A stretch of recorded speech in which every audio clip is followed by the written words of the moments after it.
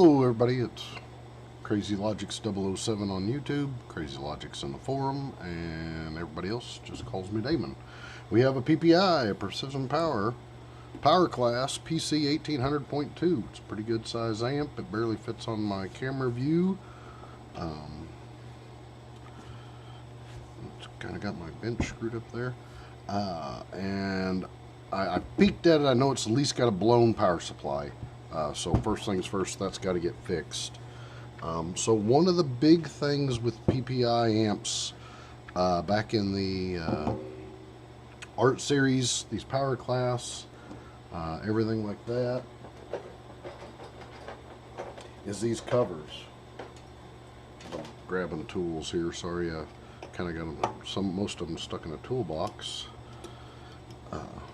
Been running around looking at dead amps and not dead amps and stuff, trying to find a couple cool ones for videos and stuff. I've got a bunch of stuff for videos, so as we pull this off, I'll blather a little bit here. Got a crap ton of cool videos, old school, new stuff. Working on a deal to get some really cool amps that are modern that I think some people are going to want to see. Hopefully they are repairable. If not, I'm going to cry, but I got game systems. I finally got a handful of game systems to work on and stuff, and try to make some videos and for me to learn on. Got a few MacBooks and stuff, and some tablets. I really just love repairing electronics. And I really like the power supply stuff. There's just so many electronics out there that need repair, and stuff that gets outdated and gets obsoleted but still needs to be in function. You know, there's a guy I watch, Mr. Carlson's Lab. He's up in Canada, and I know he made really good money. I think he may even be independent and doing it. Don't quote me on that, but fixing a switching power supply that was for an obsolete CNC machine, and it it was the company needed it but couldn't afford to really replace it because they only needed it so rarely, so it wasn't worth them investing in a new large machine to do this special stuff every now and then. So they just needed to keep it fixed, and couldn't get that power supply style anymore to work with all the stuff it did, so he fixed it, blah blah blah. You know, there's important things that out there even that need to be fixed. So that's what I like doing, fixing stuff, electronic stuff, especially power supplies are kind of fun, and I've learned a lot thanks to the PlayStations and Xboxes about more modern power supplies with power factor correction and synchronous rectification and stuff like that. So blah blah blah, I know I'm wordy. So here's the thing with the PPIs, like I said, the old art series and stuff like that. This bottom cover actually has all these little fins on it, you see, and those fins are slightly sprung, and they are what hold the FETs down onto the thermal to keep them cool to the heatsink.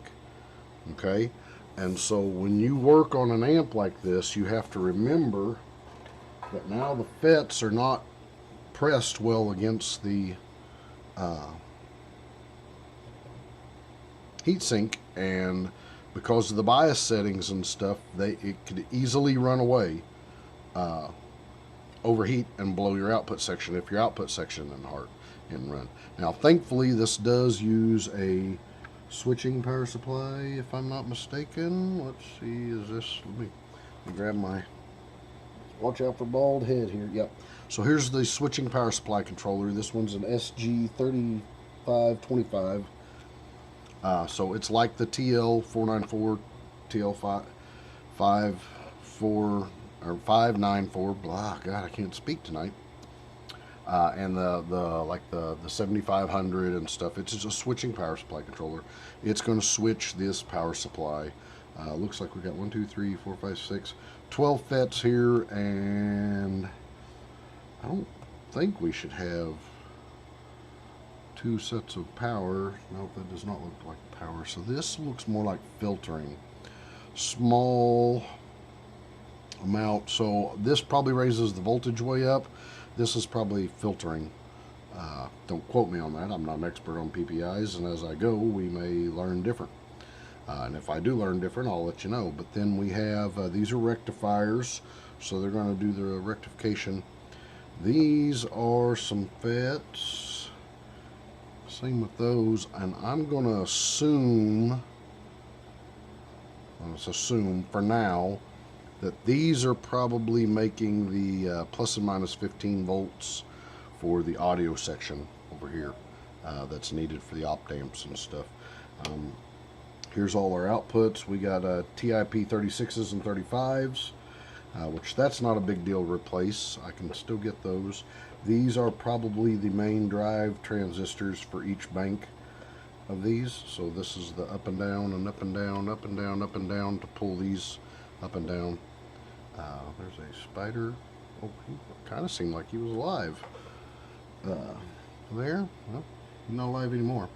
So anyway, like I said, you have to be careful if the outputs are still going to be in the amp. If these aren't blown, you can run away. Now, I have somewhere a strip of L-channel aluminum, just, you know, L-shaped aluminum that I bought, and it's, you know, it's fairly long. And I bought it specifically to cut in half and drill a hole in it to match up with these holes right there, or maybe to go the whole way. I'm not sure. I got to find that piece of aluminum. I'll do that off camera, but what I would do is just take that L channel, cut it in two.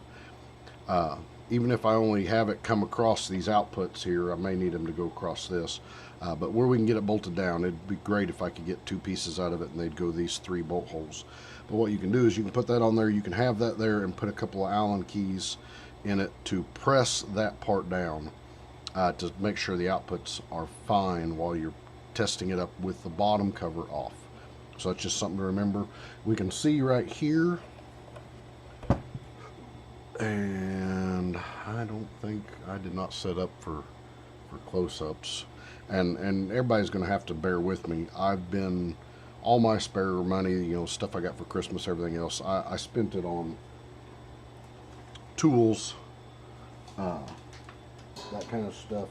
You know, I had a choice. Do I make high quality videos with crappy, you know, not all the right tools, having to do everything with solder bulbs and desolder pumps and stuff like that, or do I invest some money in good tools so that I can do what I needed? And I really needed a better soldering iron with a little more capability.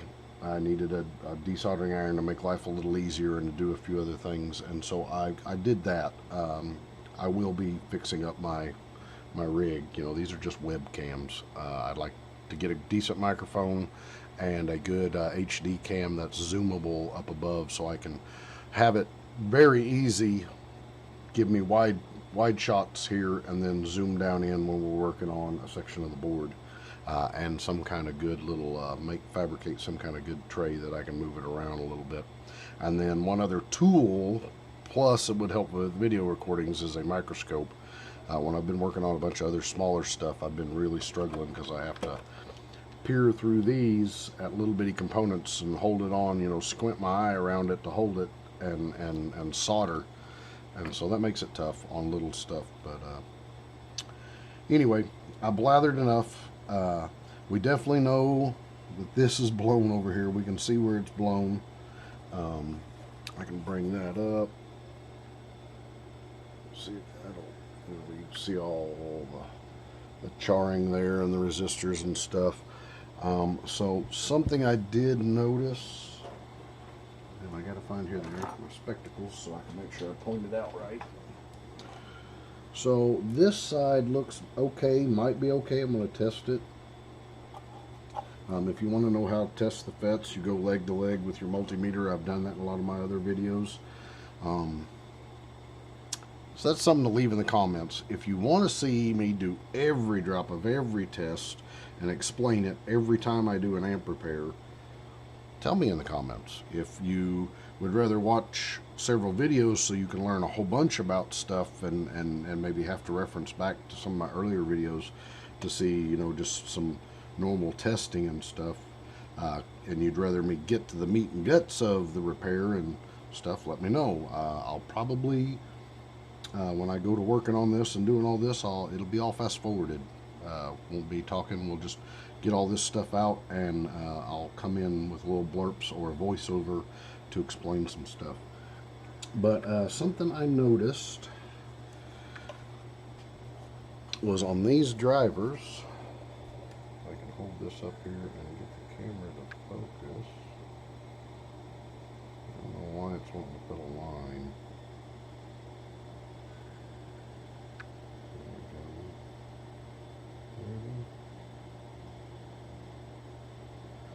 So those two little drivers,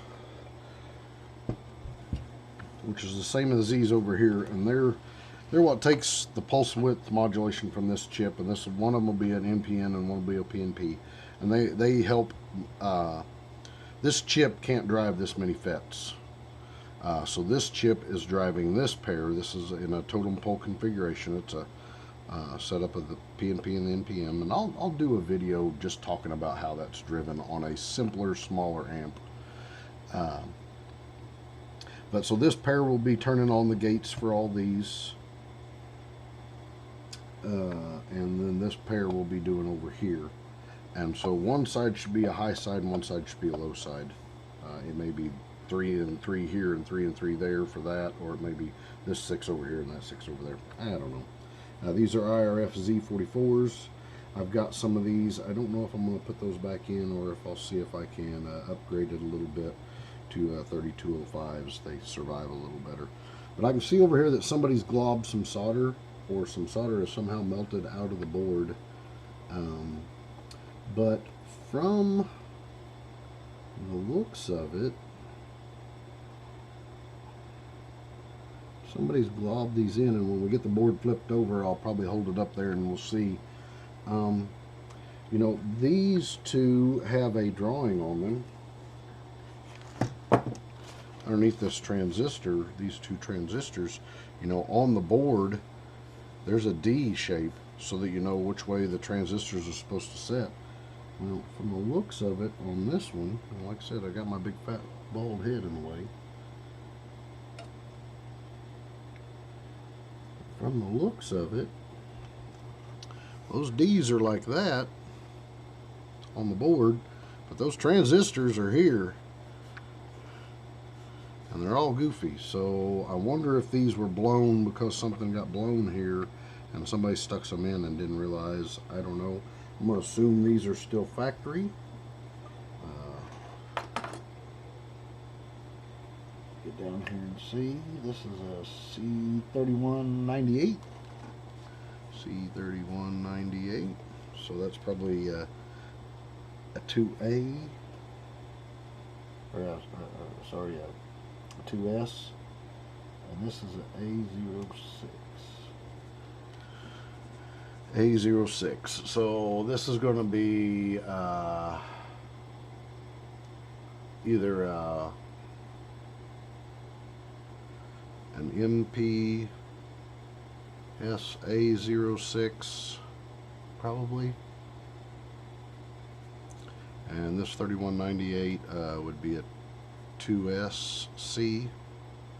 This could also be maybe 2SA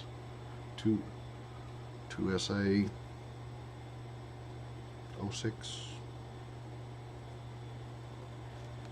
or maybe a 3906.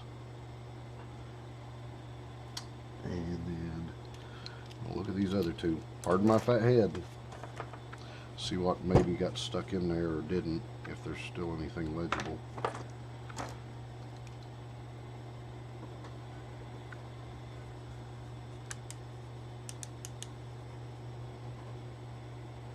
A1266.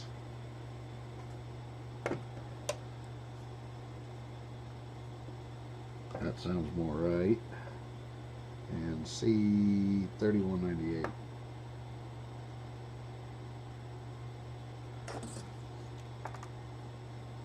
So it sounds to me like that one got replaced. That may be the original part numbers, but they're in backwards somehow.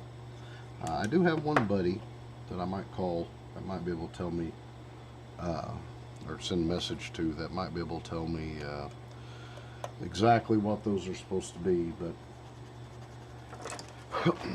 That's how I do it. I'll write them down there that way, and the drawing on the board shows them that way, and that's what was in there.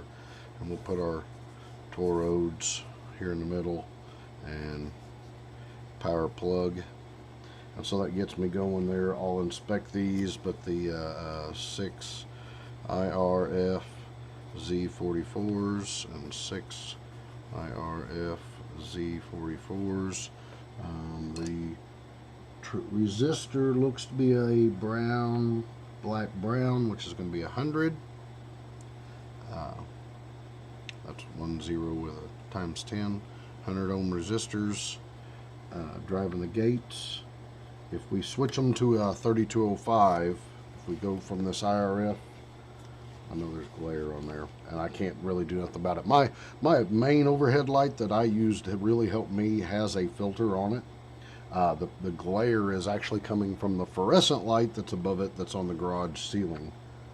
So here we go, IRF Z44. If we go to a IRF Z, or not Z, sorry,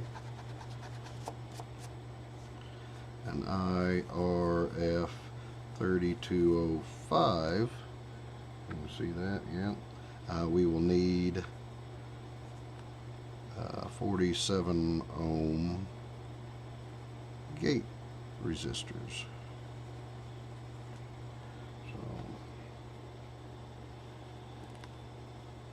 that shows that maybe I can shadow it a little. Somehow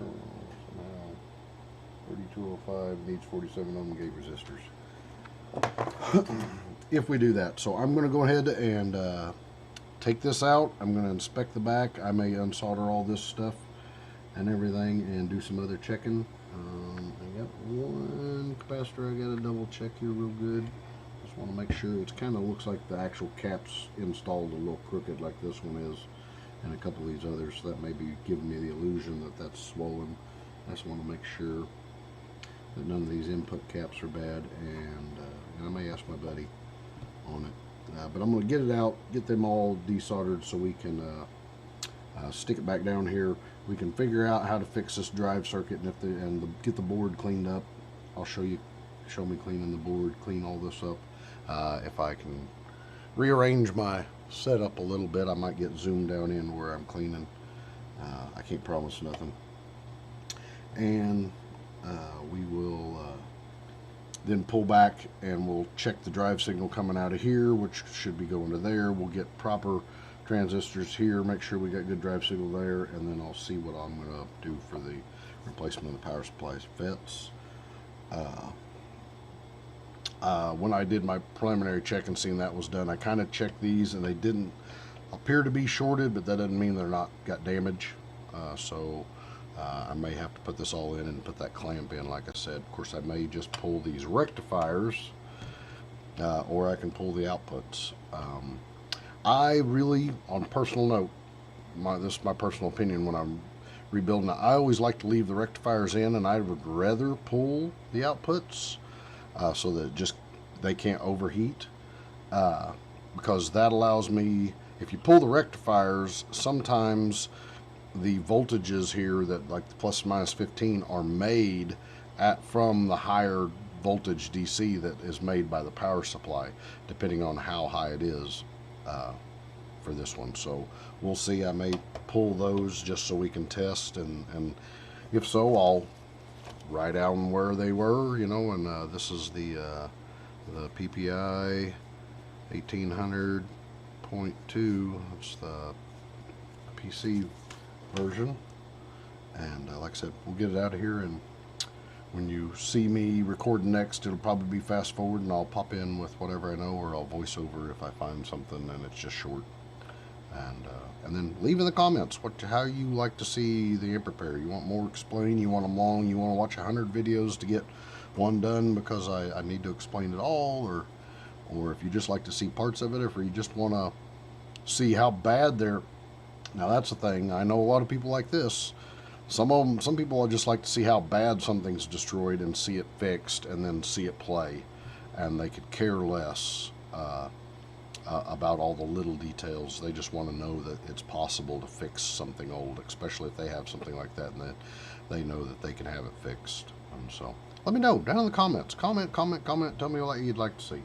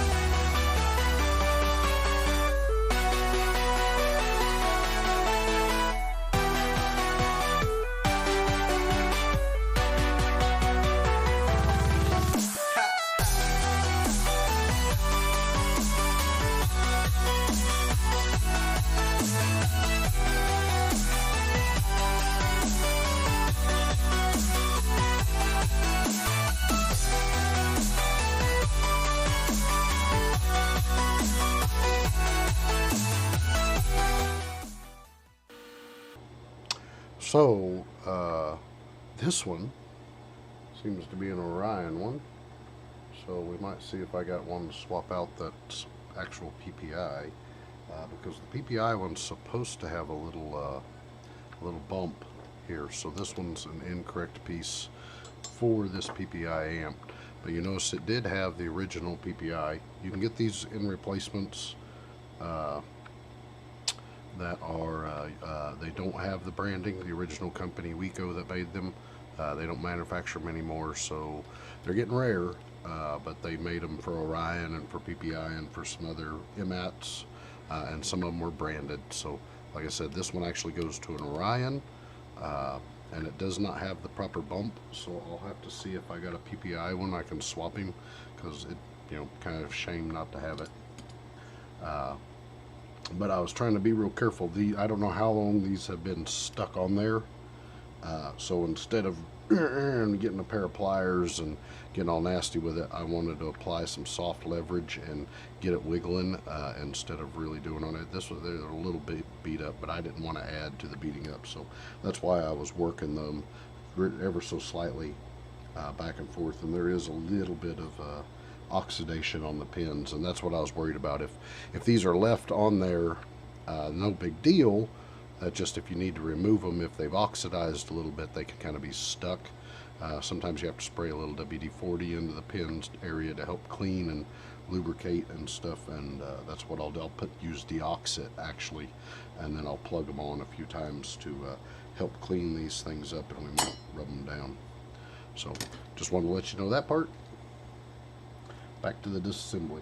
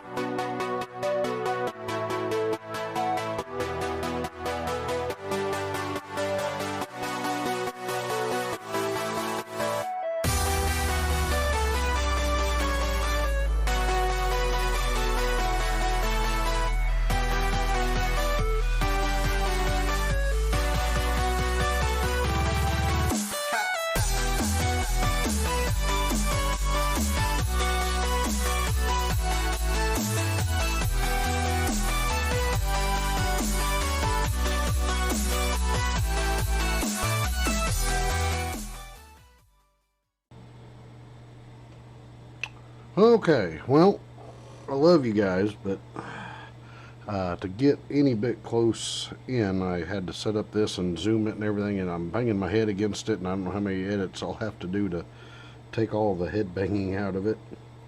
But I do need to do a little more cleaning up. They had definitely stuck in some oddball FETs. Somebody tried to fix it. Somebody put in a wrong transistor on the drive circuit, which probably caused the really bad explosion. They probably popped a FET. It popped their fuse. They thought they'd fix it, and then did not understand what they were doing and put in a wrong driver transistor when they stuck in the other FETs, and just blew her all to heck. So to really get down and clean it up, I'm going to go ahead and finish up a little bit off camera. I got to do a little more cleaning work on here and there. What I'll do is I'll take flux and some solder braid and just clean this up, and then I'll do some flux and solder braid over here on these pads to finish cleaning up. We have some resistors, the gate resistors, that are all going to have to come out, at least on this side. I'll have to test all these. Once you have the FETs out, you can just measure them if they're good. If we're going to keep them and put Z44s back in, then I'll have to change out the ones that read bad. If I put 3205s in, I'll just swap them all out. I've got a blown resistor here, which is exactly the same as this one over here. Oh, you guys can't see that. So it blew one of the resistors over here, which is the same as this one. It's the beauty of them being a mirror of each other, basically. One pulling one half of the transformer, one pulling the other half. If something blows and you can't read it, a lot of times it's the same thing on the other side. So we'll fix that up. This one looked like it got a little hot. We'll check it. There's a little bit more scorching. There is one little bitty trace on this side that has come up, and it looks like it was connecting the two gates, possibly on this side. So I will try to rig something to catch a camera angle. It's really hard to do zoomed in stuff with these webcams, but I'll try to get something.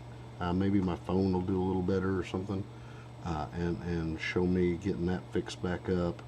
And if nothing else, I'll at least put my phone with this and snap a picture or two of it, maybe before and after, where I've got it fixed, and then we'll put a little conformal coating. I've only got green right now, which wouldn't matter. This is not even a colored board. You know, the traces are copper. It's just clear coated. It shows the raw fiberglass color. So we'll see what I can do to make sure that stays down good. We may have to add a little tiny bit of wire there to ensure that's all good, but we will get that all done, and I will leave all the FETs out, and I'll put driver resistors in, but depending on what I decide there, because that's not a big deal. That's probably the easiest thing for anybody to figure out how to change as a resistor. But then we'll talk about these two on a piece of paper. That's just going to be bright glare. We'll have to figure out how to record that. Talk about how this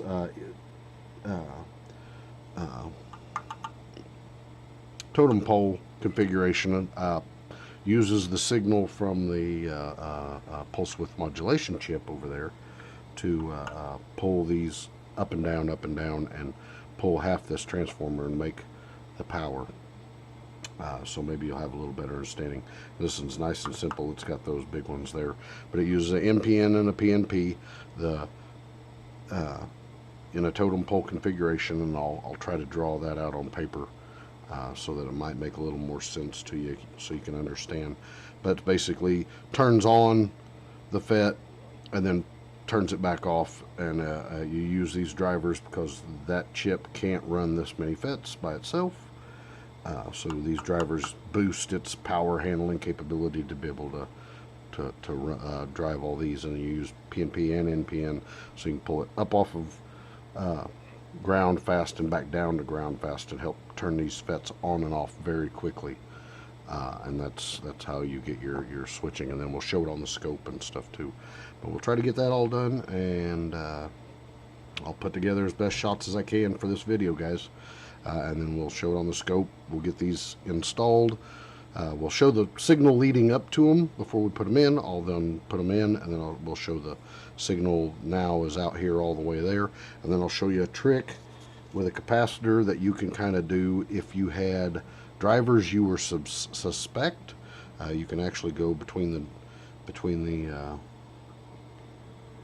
the drive pad and the ground pad with a 014, which is a 0.1 microfarad, I think, or something like that, caps, and it's not going to let you see a a square wave on there. It's going to turn into more like a sawtooth, but that loads up those drivers, and if you load it up on all here, that'll load those up and make sure that you don't have leaky drivers. We're going to be putting new ones, all brand new ones in. That's the way I like to do it. But if you had one that just popped one FET or something, and you thought, well, you know, and its resistor was okay, and you're just replacing all the FETs, when you had them out, you could test them this way if you have a scope, and it'll make sure that your drivers are not got leaked to them, so that it looks right. Helps sometimes whenever you are wanting to test and you maybe don't have the right part, where these are through hole, and I do have them. Not everybody's got every part in stock, so that would tell you whether or not you needed to add that to your order, like if they were surface mount ones and you just didn't happen to have the right surface mount ones. Of course, you should be learning on old junker amps, not on something that's valuable to you, because you'll end up tearing it up like this person, whoever did this. So anyway, this amp is a buddy of a buddy's, so I don't know who did this work, but the guy that is having me fix it is my buddy Andy, and Andy was super cool. Shout out to Andy, because Andy actually traded me a couple of Rockford amps that I've been wanting to learn and fix on that I have not got a chance on. One of the old BD series and a Punch 30 HD for some of the work, the labor and parts and stuff for whatever, for some repairs of some other amps. And he knew I wanted those really bad, because I haven't got enough either work on those amps, or I need one to fix and develop and do other things, or do all that stuff. So big shout out to Andy. Thank you, man, for trading me those amps. This is the last amp of his that I got to fix up, and then we'll get it back to him. So I think it's his buddy's amp actually, and so I'd done all his other ones, and so Andy was willing to trade me some valuable to me amplifiers that will be featured on this channel. So thanks again, Andy.